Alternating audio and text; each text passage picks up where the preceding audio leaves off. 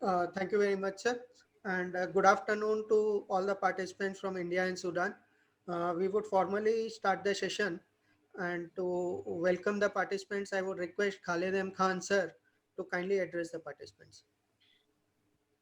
Assalamu alaikum rahmatullahi barakatuhu. Sabal khair. Ahlan wa sahlan for this Indian and Sudan business promotion challenges and opportunities post-COVID seminar with His Excellency Shri Ravindra Prasad Jaiswal, Ambassador of India to the Republic of Sudan. I would like to formally welcome him to this event today. I would also like to welcome Shri Nand Kishore Kagliwal, Regional Chairman, FIU Western Region, Engineer Hashim Salam Attar, President Sudanese Business and Employers Federation, officials from the Indian Embassy, officials from SBEF, and officials from FIO. And more than everybody, my dear exporter friends and businessmen joining us from Sudan. On behalf of FIO, I extend a warm, very welcome to everybody in this event. Firstly, I would especially like to thank His Excellency Shri Ravindra Prasad Jaiswal, Ambassador of India to Republic of Sudan, and Engineer Hashim Salam Attar, President SBEF, for sparing their valuable time to address and interact with our Indian exporters today. Friends, all of us are aware that COVID-19 pandemic has disrupted the world economy, and it may take few years for us to recover from the impact of the economic slowdown, which was already reeling under the pressures of global economic recession, which has now lasted more than a decade. It will take collaborative efforts by the government, trade promotion institutions like FIO, MSME businesses to minimize the ill effects of the pandemic and catalyze the speedy recovery of the world economy. I believe continuation and expansion of the international trade is going to be the key to the economic recovery of any nation. Fortunately, after a turbulent export growth last year, India has made a remarkable comeback with exports continuing to perform impressively for the third month in a row on back of a good order booking and gradual opening of key global markets. Even on the base May 2019, India's exports during May 2021 has witnessed a growth of 8%, reflecting a positive trend for the sector. Continuing on with such a growth performance in exports during the second month of the new financial year not only shows signs of resilience of exporting community facing squeezing profits, but also to resolve the Indian government.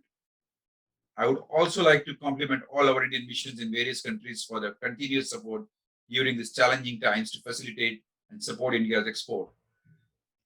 FIO, on its part, has organized interactive video conferences with more than 60 Indian missions located in various countries since pandemic started last year, and we have received a very positive response from all our Indian embassies and consulates to promote India's international trade.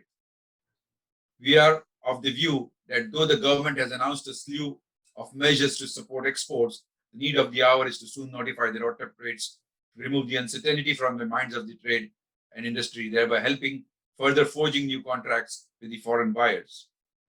Friends, for the benefit of our exporter members, I would like to inform you that FIO is pursuing with the Indian government to address some of the key issues, including the priority status to export sectors, extension of interest equalization scheme beyond June 2021 till March 2024, release the necessary funds for the MEIS and the clarity on SCIS benefits, resolving risky exporters issue and continuance of seamless refund of IGST, and more importantly, continuing with IGST options for exports. Through this forum, I would like to assure the exim fraternity that FIO will proactively take up the issues and representation of the stakeholders with the concerned agencies and extend all the necessary support and cooperation to the exporters to sail through this difficult time.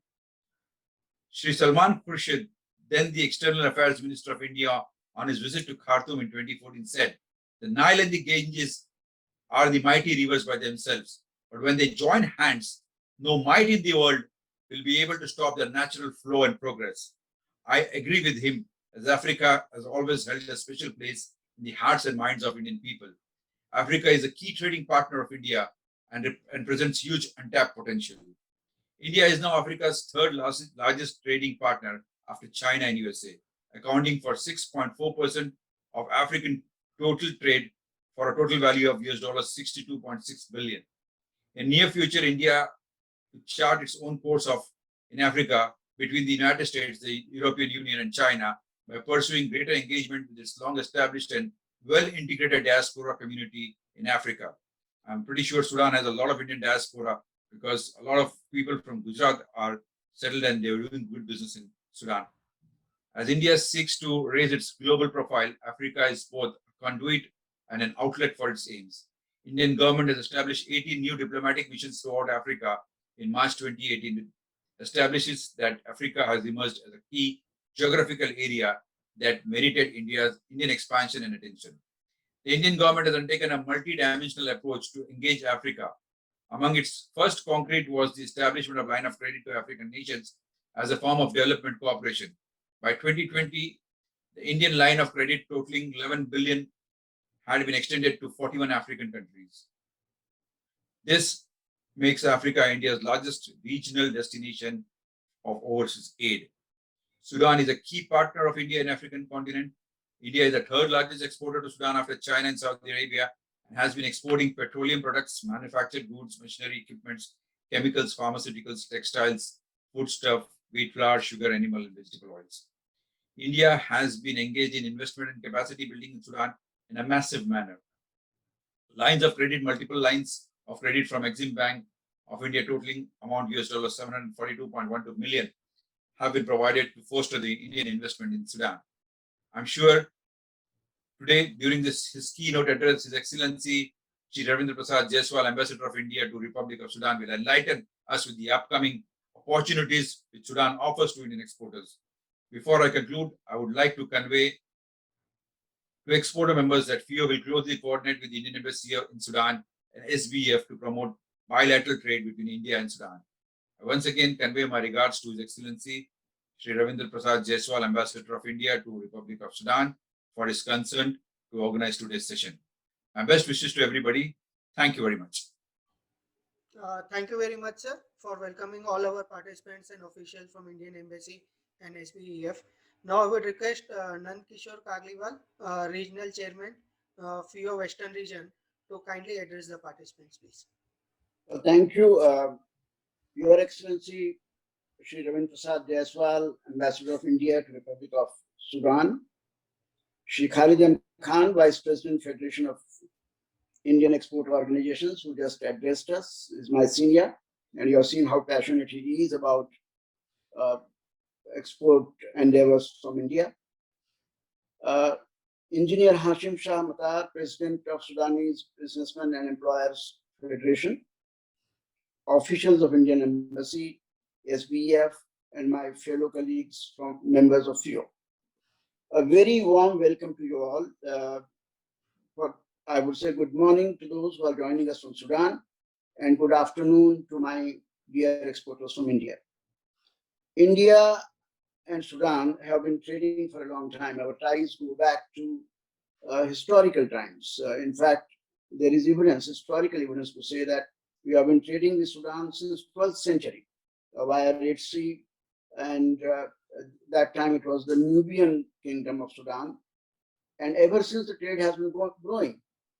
In 17th century, for that matter, the capital of the Black Fund Sultanate traded extensively with India, more particularly in products like silk, silver ornaments, leather, and gold. One interesting fact, which I think all of you would be very curious to know about, the two famous steel suspension rail bridges in Khartoum and Adbara, still in use, were imported from India in the first decade of the last century, that's in 1910. And our trade has been growing. Sudan gained its independence in the year 1956, and there have been regular exchanges of bilateral visits between India and Sudan at all levels. As was explained by Mr. Khalid Khan, our total international trade with Sudan is about $1.5 billion US dollars, $1 billion of exports, and about $0.45 billion dollars or $250 million of imports. The major goods, of course, have been pharmaceuticals, automobile components, healthcare products, agricultural products. But more important thing is that India is one of the few countries which has unilaterally declared duty-free tariff preference for least developed countries, which is applicable also to Sudan. We have about 98.2% of commodities or products which can be imported from Sudan duty-free, which is, if you analyze the total basket, we import about 20 major products, out of which 17 are totally duty-free, and for 3, there is the duty applied is on concessional basis. That tells you the amount of the scale of opportunity that Sudan offers for Indian trade. There is a large Indian community in Sudan, more particularly from Gujarat, who are already there, very well established. And there are many major brands of pharmaceuticals, automobile, more particularly like Tata's, Mahindra's, and Bajaj, who are quite popular in Sudan. I just referred, another important thing is India offers a great opportunity for healthcare for Sudanese nationals. Indian Embassy last year issued about 4,000 medical visas. This could be of great interest for people to know. Similarly, about 3,000 to 4,000 students travel to India for higher studies under self-financing scheme, mainly to Pune, Mumbai, Hyderabad, Chennai, and Bangalore. Now, I was just referring to agriculture. Sudan, like India, is also predominantly an agricultural country. Agriculture constitutes or contributes about 30% of the total GDP, and 80% of the people derive their sustenance from agriculture. That's at another area where India could contribute greatly to Sudanese development through supply and manufacture of good quality agri inputs like seeds, fertilizers, pesticides, agricultural implements, and more importantly, agricultural know-how. Now, there are infinite number of opportunities, and that's the reason why we are looking forward with great interest to today's deliberations, where many vistas or many avenues of such cooperation and growth can be explored. Friends, let me just say that this century, the present century, truly belongs to Asia and Africa. Africa no longer is the dark continent. In fact, it is the sunrise continent of tomorrow. Let us all explore that opportunity and build a future that truly should belong to us.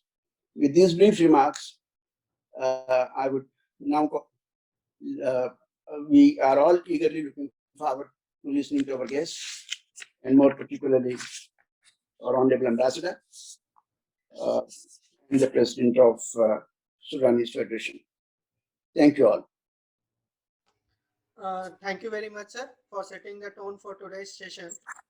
I would now request Honorable Ambassador, His Excellency Mr. Ravendra Prasad Jaiswal, whom we were waiting to hear very eagerly, to kindly address the participants and take it forward from there. Over to you, sir.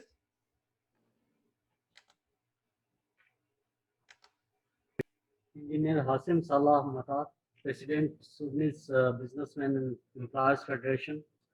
Engineer Mustafa Khalfallah, Secretary General, Sudanese Businessmen and Employers Federation. Mr. Khalid M. Khan, Vice President, Federation of Indian Export Organizations. Mr. Nand Kishore Kagiwal, Regional Chairman of Western Region, FIO. Distinguished participants, ladies and gentlemen, Namaskar, good morning and good afternoon. I'm very happy to be here today at this interactive video conference on India-Sudan business promotion, challenges and opportunities post-COVID-19, being organized by Federation of Indian Export Organizations in partnership with Sudanese Businessmen and Employers Federation. First of all, I welcome you all to this conference. I thank FIO for taking this initiative and reaching out to their Sudanese counterparts at this difficult hour.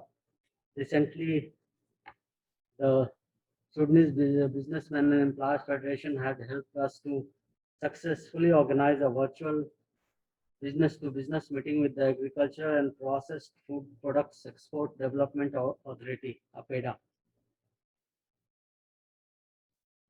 in sometime in May.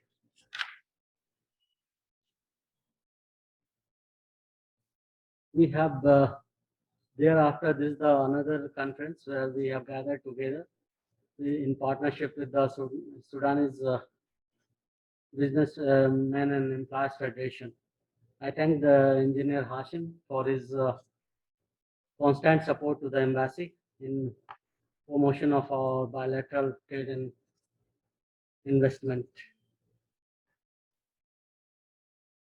Let me inform first that following the outbreak of COVID-19, India reached out to almost the world over with about 150 countries where we supplied essential drugs and life-saving medicines, medical equipments, and other urgent requirements.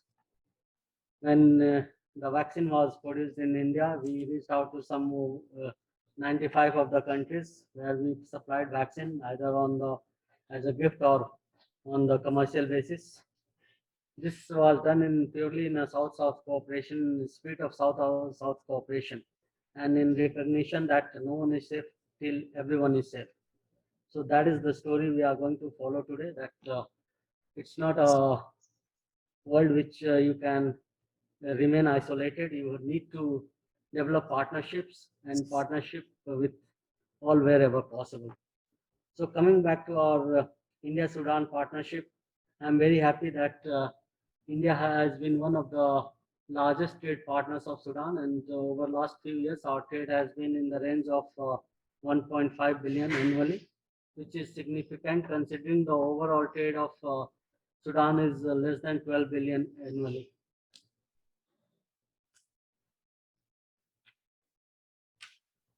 So while the Sudan trade is very less, but it still gives us opportunity, the Indian exporters opportunity to move on with the trade figures.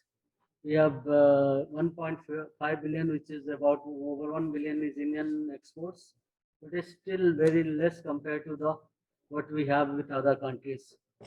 Obviously, Sudan has been under a difficult situation for last few years, almost more than 20 years, and so it wasn't possible to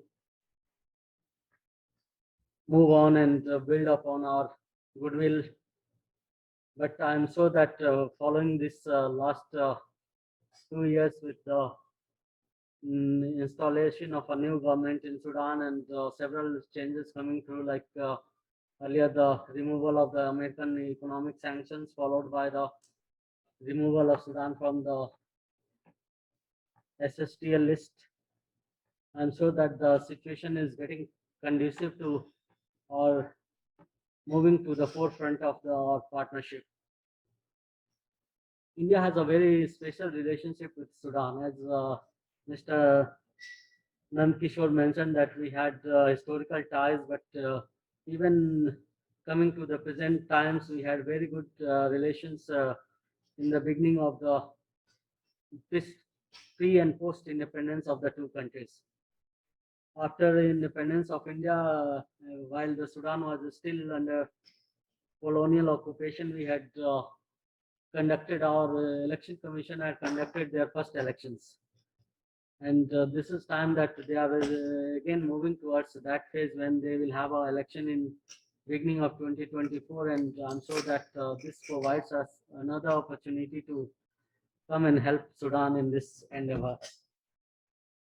So these people are really very nice people. I say that you don't get this kind of people anywhere else. And so there's a lot of goodwill for India here. We have been, as you said, that one of the largest destination for medical tourism, one of the largest destination for higher studies for Sudanese students. All this has over the years created a lot of goodwill here. And so I don't see that anybody from India facing a problem here. It's just the opportunity we have to lap onto. The Sudan, as you see, is a lot of opportunities in the various sectors. They have, over the last few years, due to its their isolation from the international community, there's not been much exploitation of the resources. There are even agriculture, even mining and renewable energy. There are a lot of opportunities. But more than that, I think there are opportunities in the manufacturing sector. Manufacturing sector has been one of the weakest sectors which need quite a big attention. They need to do value addition, where I'm sure that the Indian companies can help them a lot. I'm sure this is not a forum for too much for speaking about the manufacturing, because this is more of trade promotion, the export promotion. But I'm sure that companies which are into export promotion, they will find opportunities in the manufacturing sector to move on to Sudan itself, create a base here, locate their base here, and to further exploit the opportunities in the neighboring countries, because Sudan is surrounded by many of the countries which are landlocked, and so Sudan can be a base for exporting to those countries as well.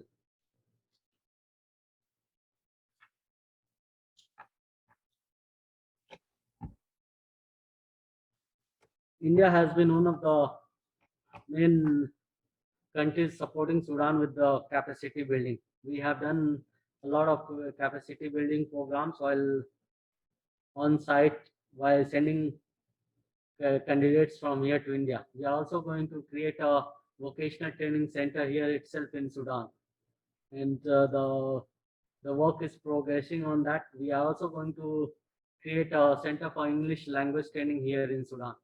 So there will be quite good opportunities for our Sudanese friends to catch on these vocational training opportunities and the English language training opportunities, because these are the two areas where Sudan needs a lot of support. With COVID-19, we have had last 1 year or more, we had not much interaction, but still we were able to have some virtual conferences between at the ministerial level. We had several candidates attending the online training courses from Sudan, even for the safe handling of the COVID.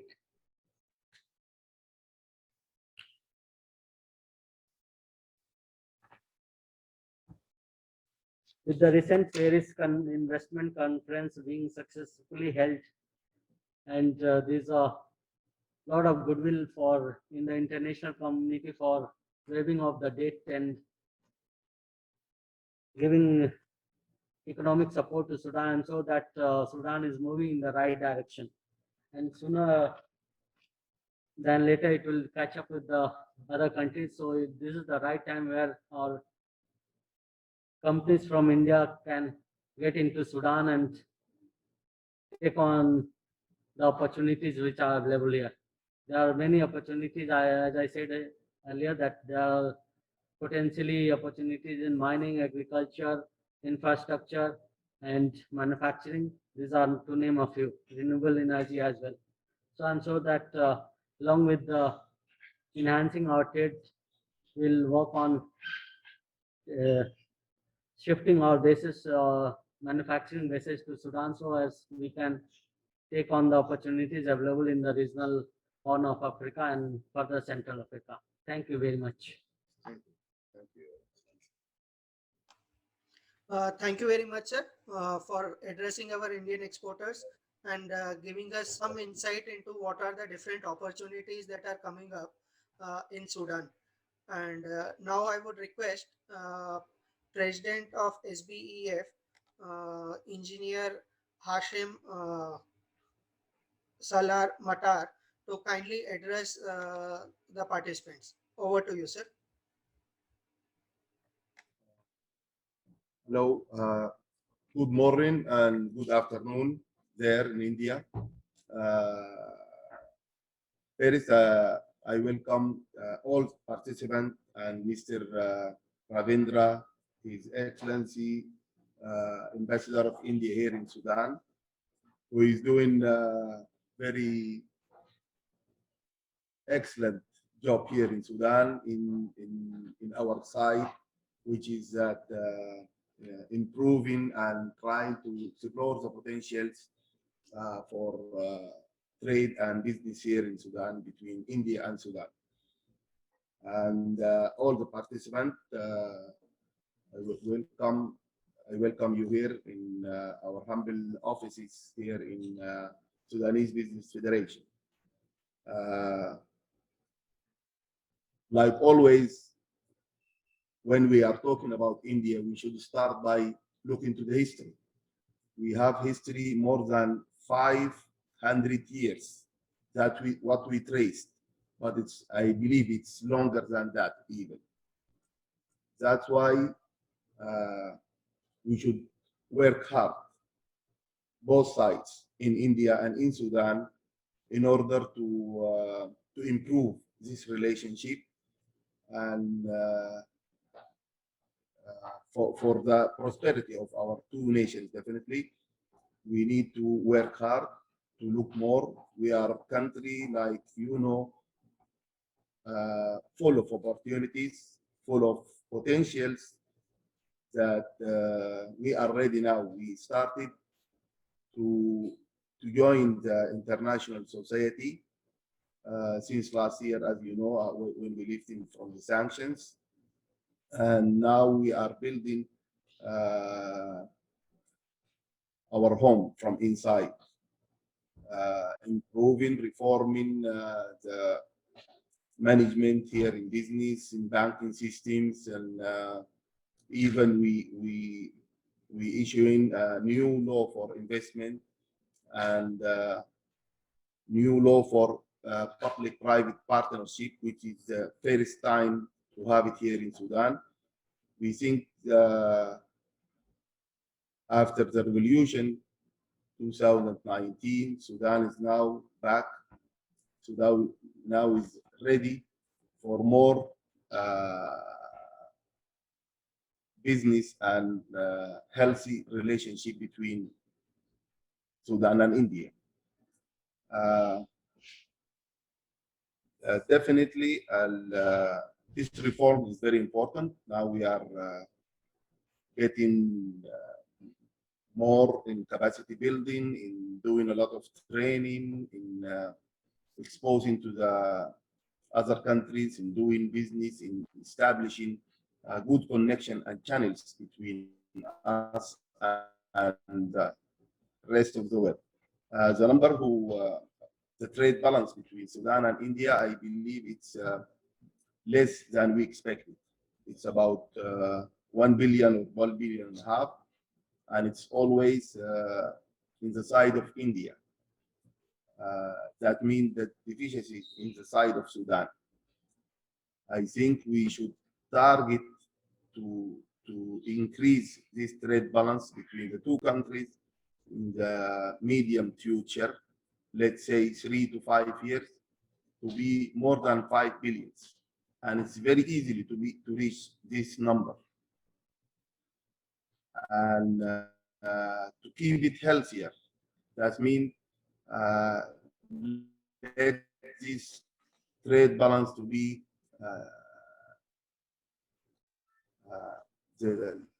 like what we say, zero balance, no deficiencies here or there. We have the resources, as His Excellency Ambassador just said, we have it in many sectors. Are actually, we can say, in all the sectors: manufacturing, agriculture, definitely, infrastructure, oil, mining, and I believe it's the time to put a foundation between a healthy relationship in imports, opportunities to be explored here in Sudan. If we put this target, as I mentioned, if I can mention this number, but I believe it in my humble thinking that we can reach this number very easily in these 3 to 5 years, and this put a lot of efforts on our side as a businessmen and on the other side as well, business people, actually, men and women. This put a lot of efforts on us. But let's start away. This meeting, this forum, I believe it's a very good step in doing this. I hope that we continue to have like this B2B businesses meetings. We can start it, yes, virtual for the circumstances that you know, but we should meet physically in a very near future when India and Sudan get through out of this pandemic. And here, by the way, I should say that we support India in the great fight of with this pandemic, and you are doing well. And now you are you are in a better situation than last month. I hope all of India nation to be safe, and thank you very much, and hope to meet you again. Thank you. Thank you. Thank you very much, sir, for addressing the participants.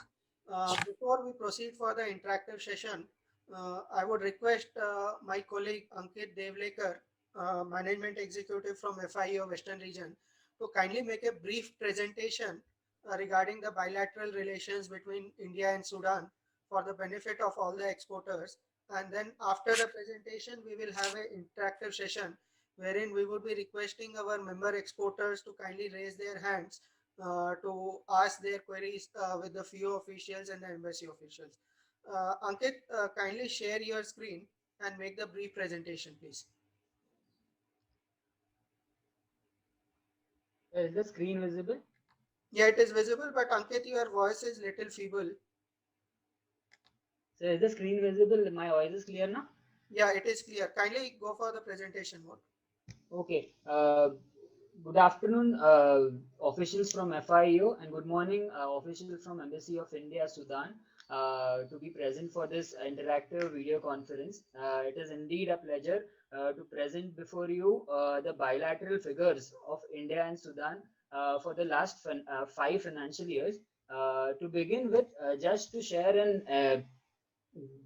a geographical location of Sudan. Sudan is officially known as the Republic of Sudan and is a country located to the northern eastern region of Africa, which is bordered with Egypt to the north, Libya to the northwest, Chad to the west, South Sudan to the south, and Red Sea to the northeast. The capital city of Sudan, Khartoum, is in commercial and economic center of the country. Being an Islamic nation to be on priority, Arabic is an official language spoken over there, along with English is one of the official language. Going ahead, looking at the bilateral trades for the last financial year, for the current financial year, that is 1920, the total exports of India to Sudan was 1096.88 million, and the imports from Sudan was amounting to rupees 300 to USD 396.75 million. The major exports of India to Sudan is sugar confectionaries, cotton, apparels, pharmaceutical products, machine and spare parts. Whereas the major imports of India from Sudan are mineral fuels. For sure, it is an African nation. So most of our oil fuel, the mineral fuels supply come from this particular nation and the region around the African part.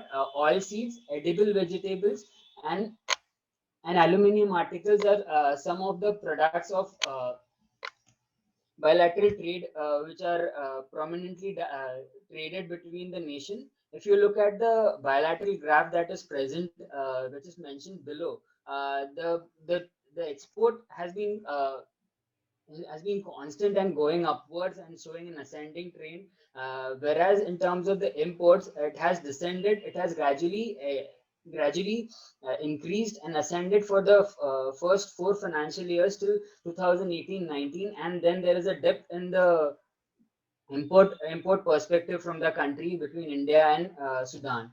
Looking at the EXIM profile of Sudan altogether, it is majorly an importing nation, wherein the total calculation, the analysis of import amounts to $7,084.84 million for the financial year 1920, with the major imports from the world, including the machine appliances, cereal, vehicle and spare part, sugar and sugar confectionaries, plastic and plastic articles.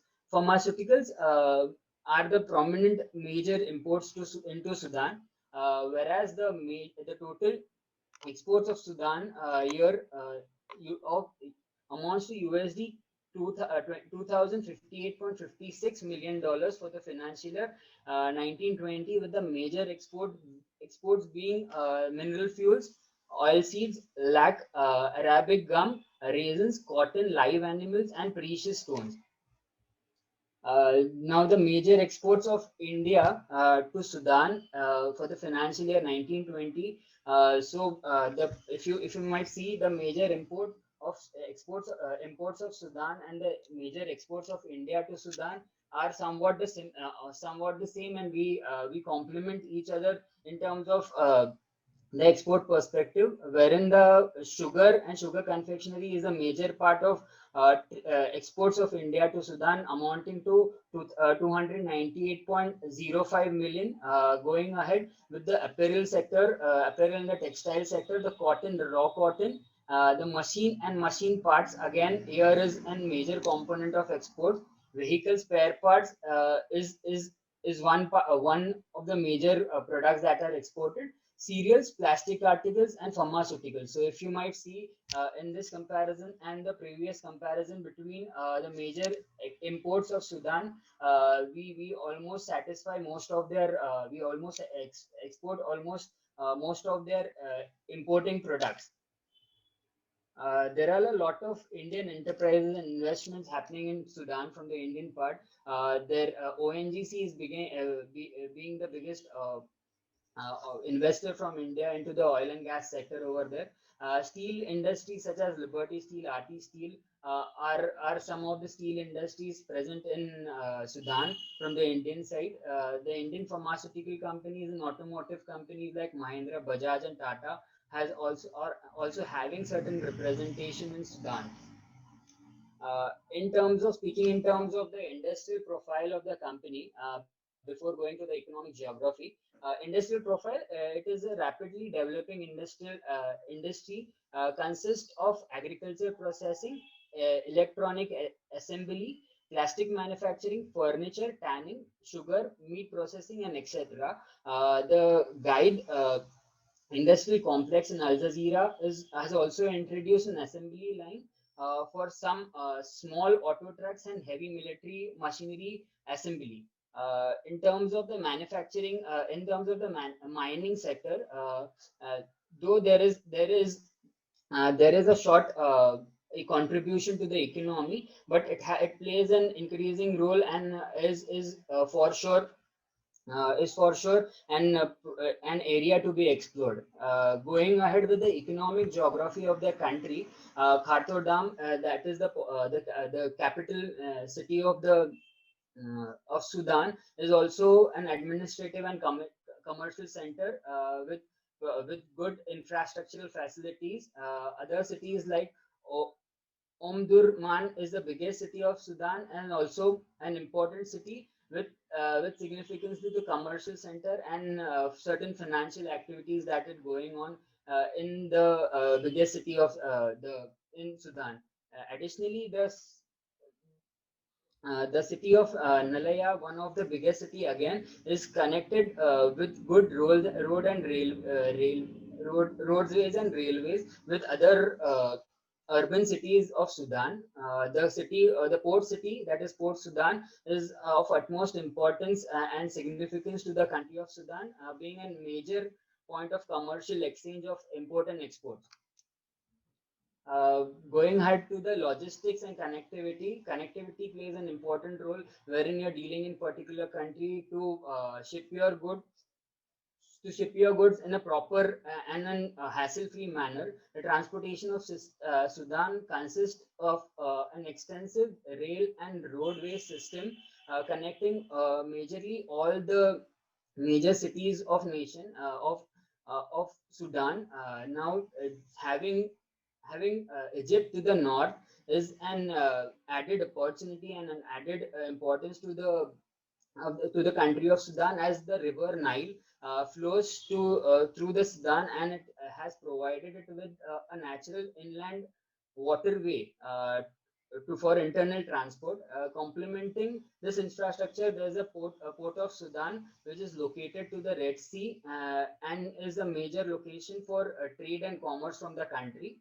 Sudan is also an home to a good and extensive railway network of 4,578 kilometers covering major cities and managed by majorly Sudan Railway Corporation, providing service not just for passenger transport, for goods transport as well. Road networks is increasing and growing in this country, and as connecting again major cities of Sudan. Sudan Airways is a part of air transport in Sudan, providing passenger as well as cargo services. Major airports of Sudan is Khartoum and Port Sudan Airport. Indian diaspora, as been discussed ahead, a lot of are settled and handling the business community in Sudan. 2,500 Indians are located in Sudan, and expatriates of Indian community also working as professional and key sector of Sudanese economy. This is the embassy of Sudan, the contact point of doing any business transaction or having any guidance of trade with Sudan. These are their contact details. So you can contact them if required after the session. Thank you for the time given. Thank you so much, sir. Thank you, Ankit, for putting the facts and figures of bilateral trade between India and Sudan in a nicely made presentation. We will be sharing a copy of the presentation with all the participants. Now, before we go for the interactive session, I would request participants to take up issues related to the policy and the bilateral relations between the two countries. Specific questions like potential of specific product of export and import between the two countries. Those questions could be actually addressed only through email. So asking those questions in the interactive session would have one answer that you will have to write to us, and we will be actually replying back by email. Khalid sir, you would like to add something? No, I mean, if you start the interaction session, I would like to start with the interaction session. If you're starting off, Yeah, can I start with it? yeah, we are starting the interactive session. His Excellency, there's a lot of people who have been told and who have told me to ask this question specifically, but there is still a mindset in India that Sudan is an embargo country. I mean, trade doesn't happen. I mean, earlier when remittances used to come from Sudan, banks used to have problem here because it was a Fatah country or a country from where remittances were not acceptable in India.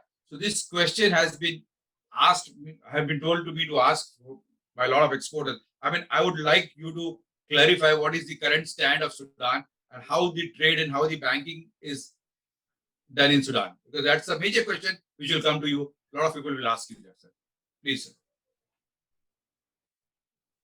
Thank you, Mr. Khalid. I think with the lifting of economic sanctions followed by the removal of Sudan from the terror list, the US Treasury has clearly said that they are no longer embargoed for any trade-related activities. Or banking services have been also restored.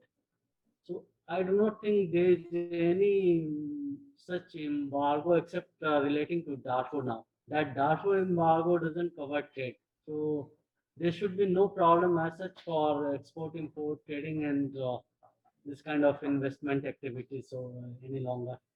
Mr. Hasim, will you Sir, following add on, anything?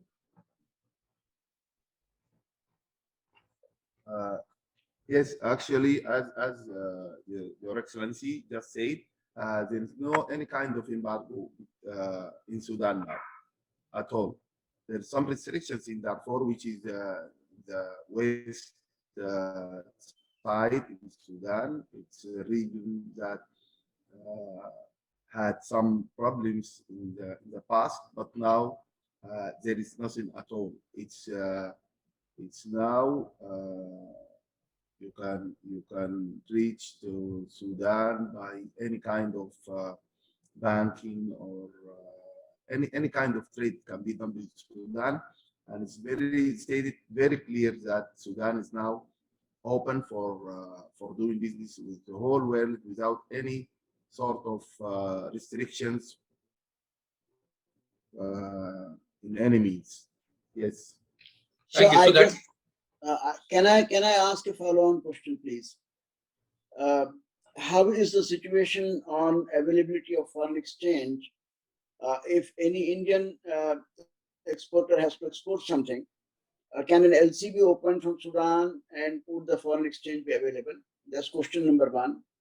And secondly, how does Sudan deal with such a great fluctuation in Sudanese foreign currency, which until 2 years or 3 years ago, it was 50 Sudanese pounds to a dollar.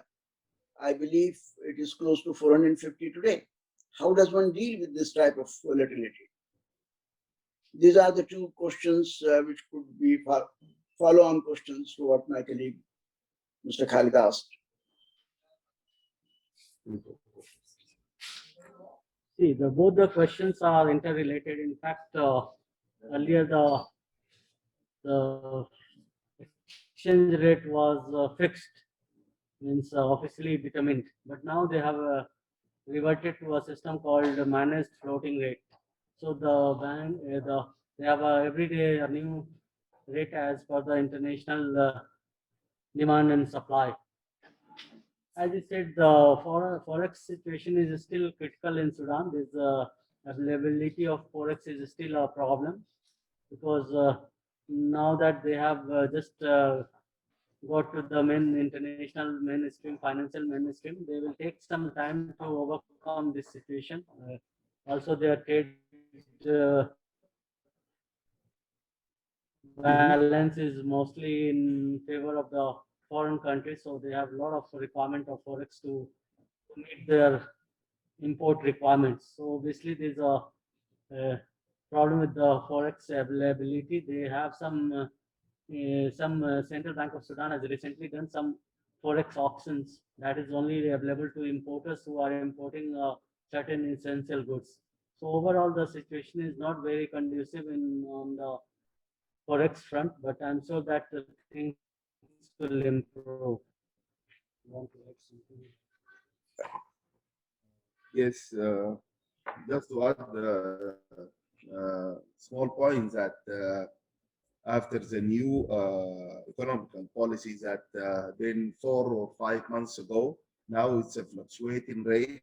It's similar with the actual rate, exchange rate, I mean, and it's easy to do the banking works that you need as an exporter or importer or investor inside. Now the whole case is now changed to the better. We are improving, as His Excellency said. The new economical policies is doing great, and the problems that we faced in the last 20 or 20 something years that now is no longer valid. Now we are not, this is not out of our problems. The situation now is getting better and better. It's totally different from the situation like before. when that the official rate was 50 and the market outside is 150. Yes, the difference is now totally, the case is now totally different. The official rate is almost the same with the market rate, and it's one of the successes that have been just starting from this year. Thank you. Sir, one more thing. While you gave your welcome address, you said that it's true for Engineer Matar only. When you gave your welcome address, you said that there's a good opportunity for companies to come and start manufacturing in Sudan. So does Sudan have an investment policy in terms of starting an industry? That's my question number one. My question number two is, does Sudan have some bilateral agreements with some countries which gives an advantage for a company to come and invest there and manufacture, and they have a preferential trade to some where they export to, other than the local consumption? Basically, these two questions are very important for somebody to come and start an industry in Sudan. Like how, for example, Ethiopia. So Ethiopia has a investment policy. It's a neighboring country, though, and they have an investment policy there, and they have treaties with Europe. They have treaties with what do you call America, AGOA treaty, wherein you go in and manufacture there, you have an advantage of duty tariff. So does Sudan has that, or is it on the way of doing it? That's my question to you, sir. Now Sudan, we launched just few months ago new law of investment that it actually took a long time from us in order to improve the last or the old law of investment and to make it more attractive for the investors. Yes, we are ready now. The law is, we are working with the law since starting 3-4 months now. And it's actually, I believe we should send you a copy of this law. Correct, sir. Please. In addition to the law of public-private partnership, which is also very attractive, especially in the infrastructure business and projects. Also, I should mention that we now can here in Sudan with our banking system, we can open any kind of LC, any kind of relation in the banking that you need it as a business or exporter, importer, investment, as I said earlier. And it's in addition to our local banks, we have a very good group of international banks now here in Sudan already existing. And as I know that we are targeting also maybe 2 to 3 another international banks will be entering Sudan this year. From here to end of this year will be here. But now, for example, we have Qatar Bank and Abu Dhabi Islamic Bank and Egyptian Bank and many international banks. They have their own branches here and they are working normally with any kind of payment and opening LCs between other countries.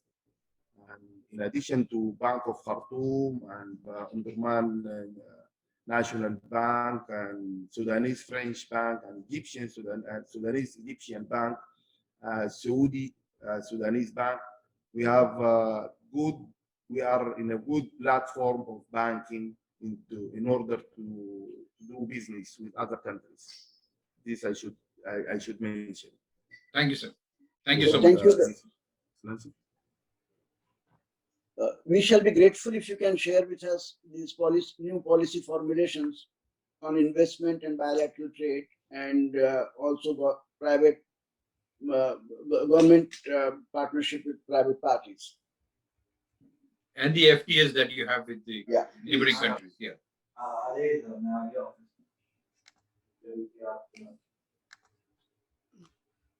Thank you very much, sir, for your queries and the embassy office and SBF official to answer the query.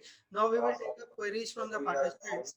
I would request Jagdish Parekh to kindly unmute himself and ask his query, please. Jagdish Parekh, sir. Greetings from Bimal Pharma Private Limited. My question is very simple. There be at the background of the His Excellency office, we read some Sudanese businessmen and employers federation whether Indian exporters can become the member of this association to get the more benefits. Number two, to the FIO, whether in India all the banks will accept the payment from the Sudan or not, or some banks have some restriction.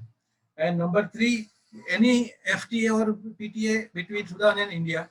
And number four is whether, okay, Sarmal sir has told us that we require the list of the organic chemical importers and the sugar confectionery importers in Sudan. This is my question, please. Thank you.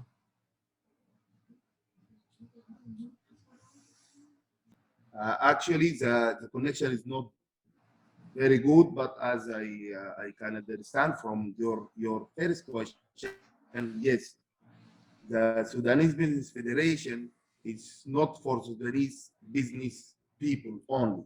It's for the umbrella for the business in Sudan. Whether it's in the Sudanese side or it's from outside. If I can get you this information, it's just like that.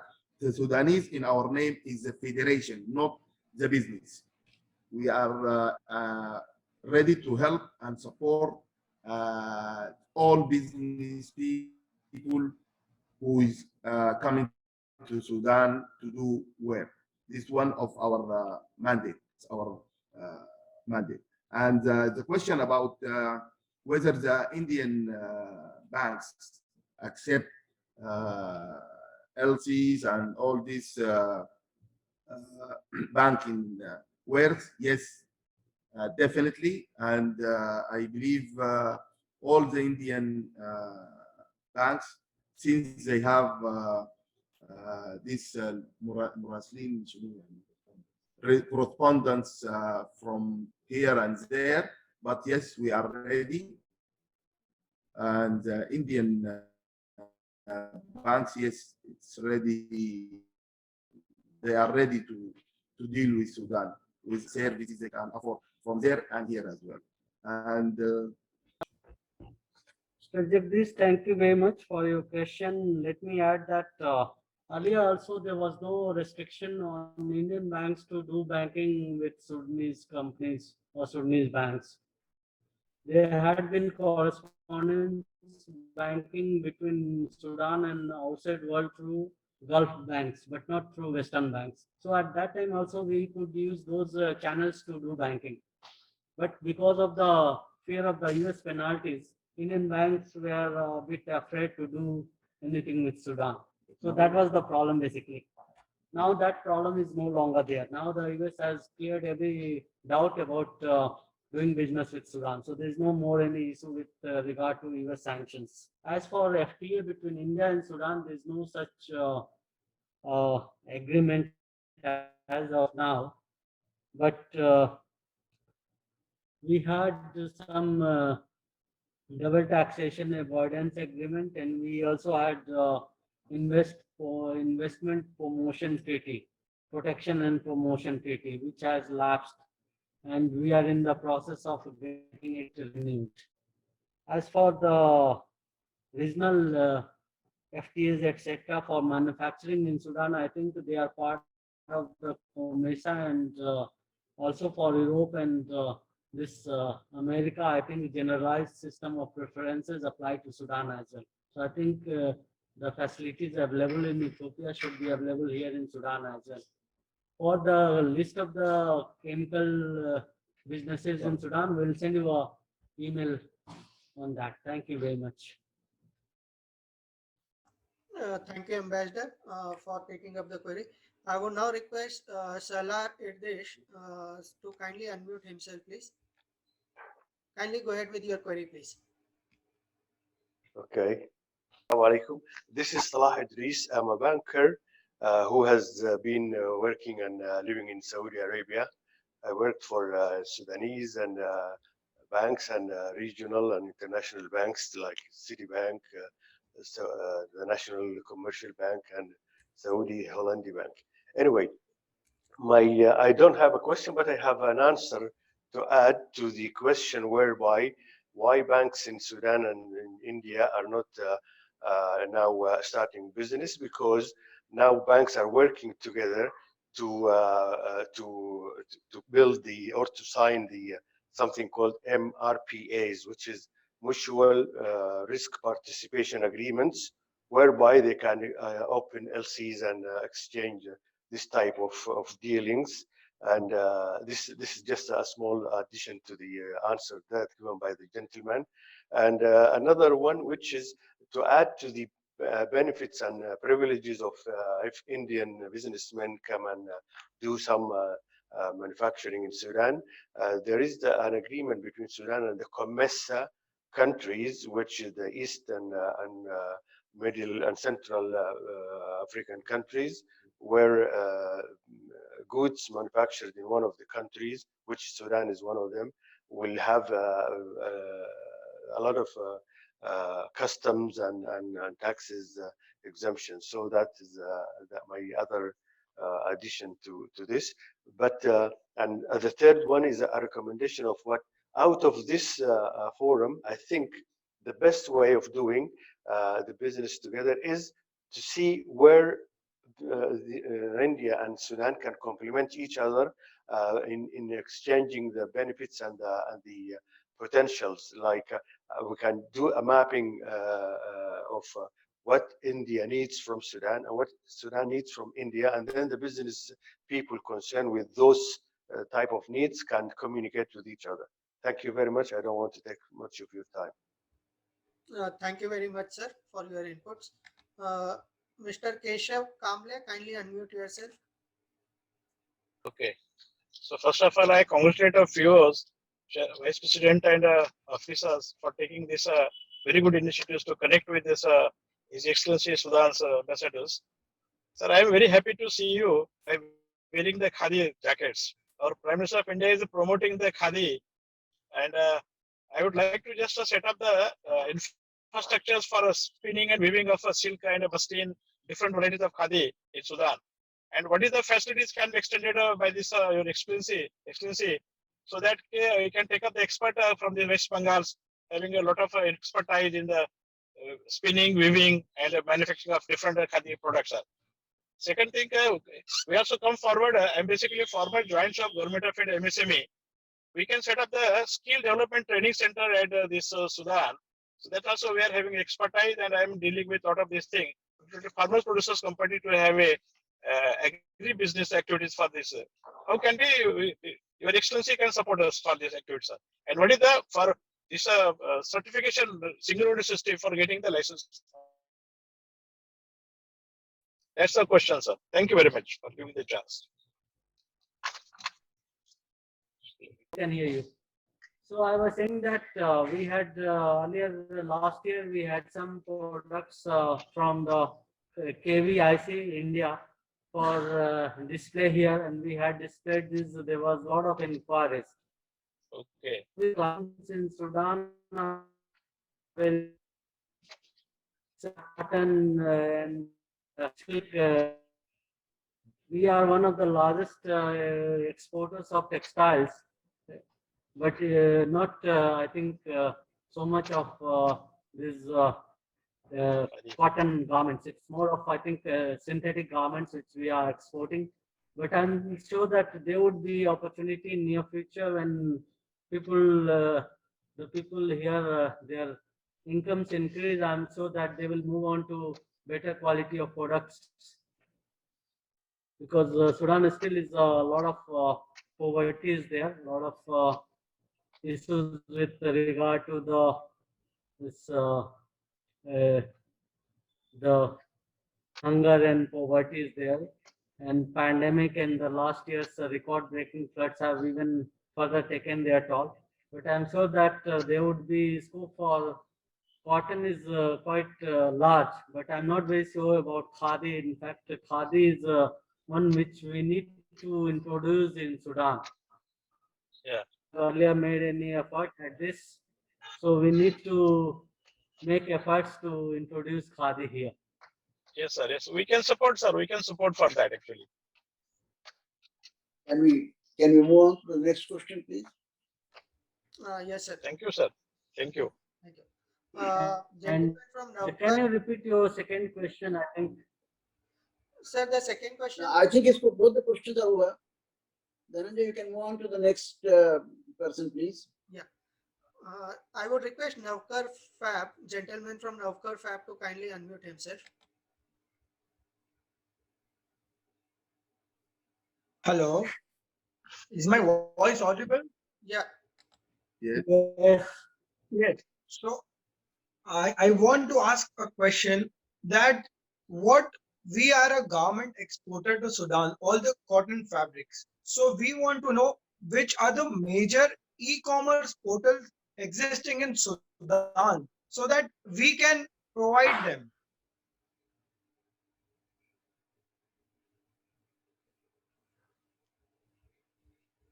Hello. Yeah, Navkar, I have got your question. Just give me a minute.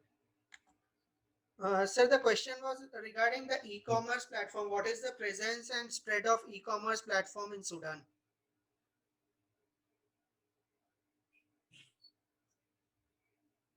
This not any one means there is not one which is really very much pervasive all across Sudan. There are few small means few local websites which also deal in various kind of e-commerce activities, including old items. Those kind of things are still there, but not very much good or modern e-commerce organization here existing here. But I think with the lifting of sanctions, this Amazon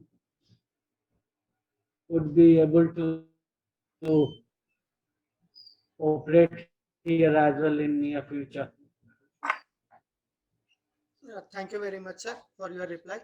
Mr. Abhilash, kindly unmute yourself.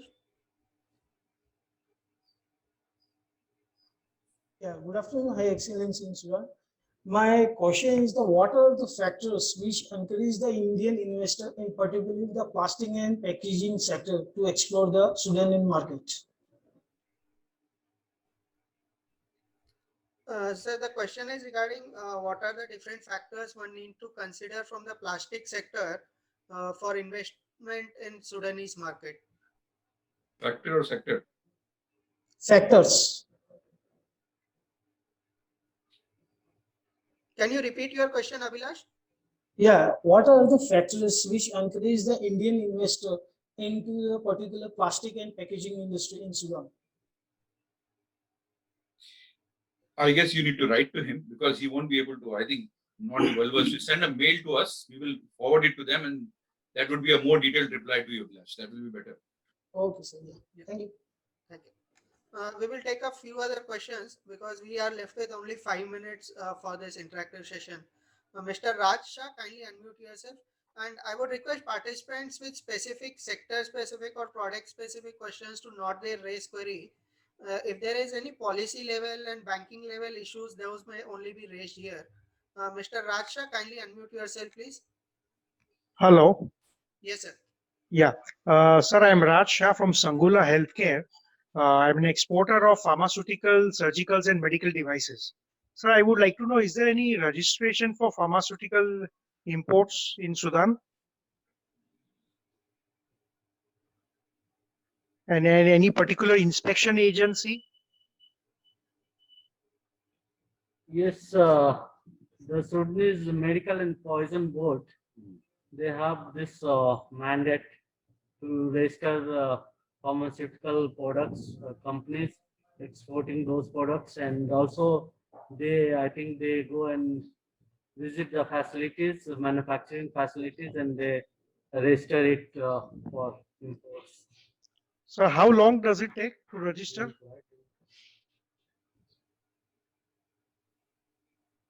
Sir, how long does it take to register a product in Sudan? We cannot give you exact time frame. Approx. It takes some time, I think. We'll His- send you an email details. His on this. Excellency, kindly send him the link so that he can check with the link and he can connect with Okay, him. we'll send you the link as well. Also, if I can add, it's definitely, as you know, it depends on the what kind of a product exactly. Some products definitely need some time, and but although if there is some certificates or approval from the WHO and other organizations that approve in Sudan, it will make this easier. But definitely, it's a job should be done first, and they are very professional in doing it. It's a very good place. Here is one of the entities that is doing good here in Sudan. Thank you. Thank you very much, sir, for the reply. Aniruddha Mukherjee, kindly unmute yourself. And this should be the last question, I believe. Sir, we will take 2 or 3 more questions. Hello. and then wind up. Hello. Yes, sir. Kindly go ahead with your query. Yeah, our question is there any import duty on raw sugar, refined sugar and medicines in Sudan? Sir, regarding the import duty, you can refer to the indiantradeportal.in, wherein for including Sudan, there are around 87 countries for which the import duties is listed there. Answering that query from the memory is very difficult. So you may refer to indiantradeportal.in, where Mr. Rajan, kindly unmute yourself and ask your query. Hello, thank you for calling me. I'm an exporter of cotton home furnishings. Yeah, you know, like bedspreads and cushion covers and all kinds of home furnishing. Now, I would like to make a personal visit to Khartoum. During the next 2-3 months, is it possible, or there are a lot of restrictions still existing for a personal visit? Because I need to meet buyers, I need to take my samples to show them, I need to discuss prices, and I need to work out a lot of details with the buyers there. Could you help me whether I can make a personal visit, and what are the restrictions at the moment, and what is the possibility? Can you hear me?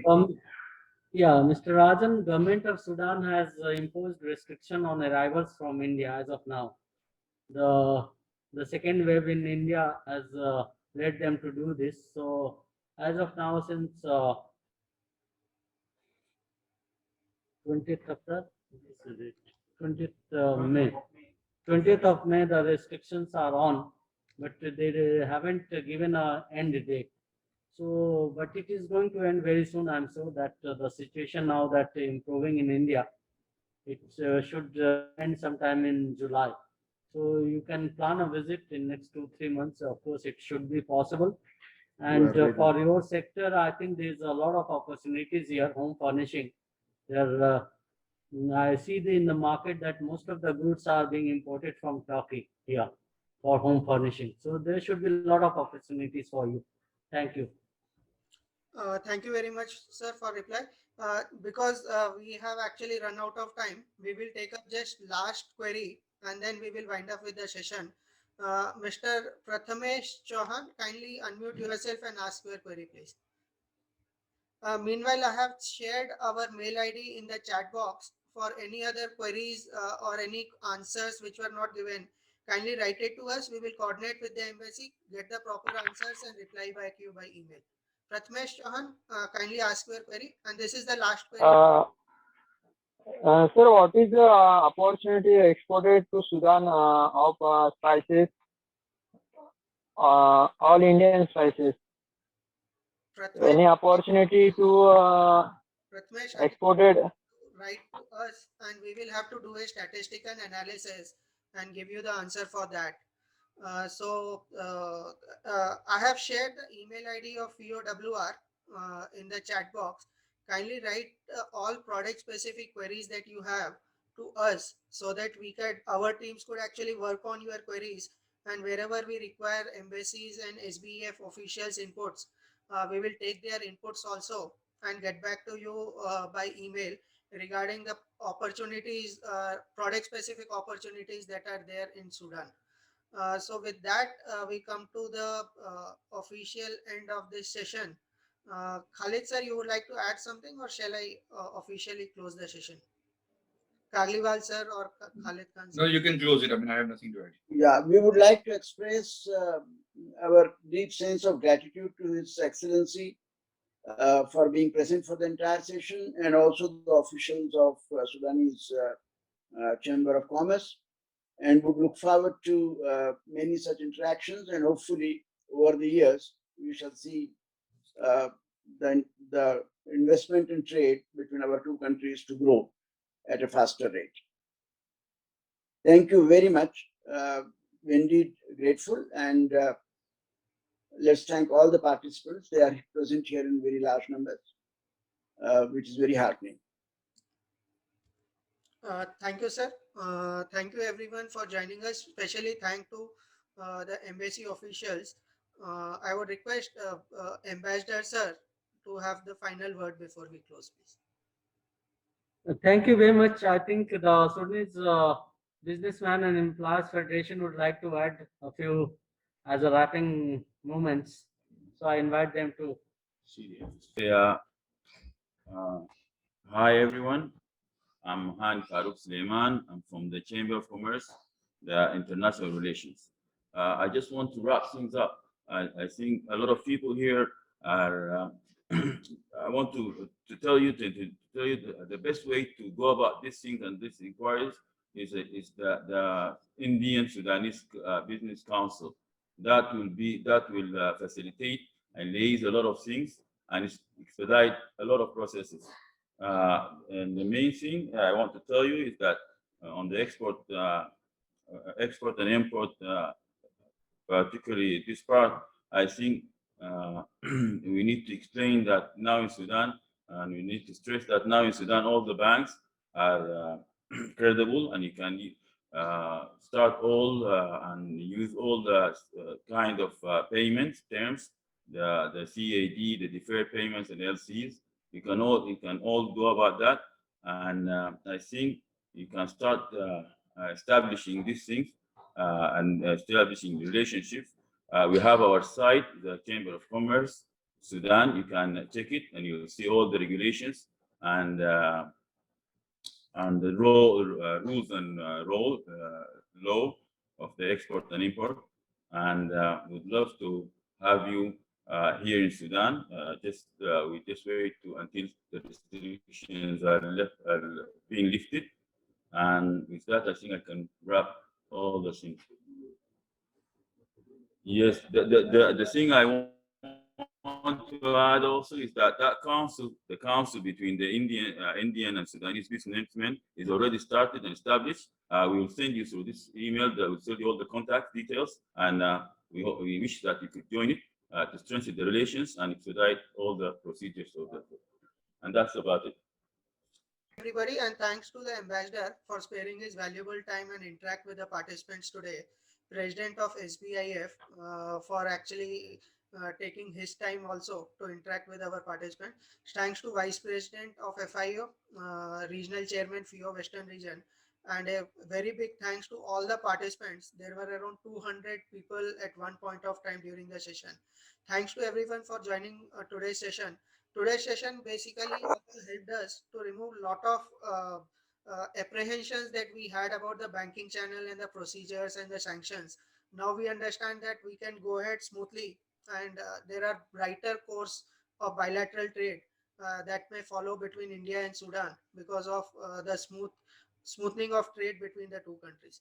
I thank one and all.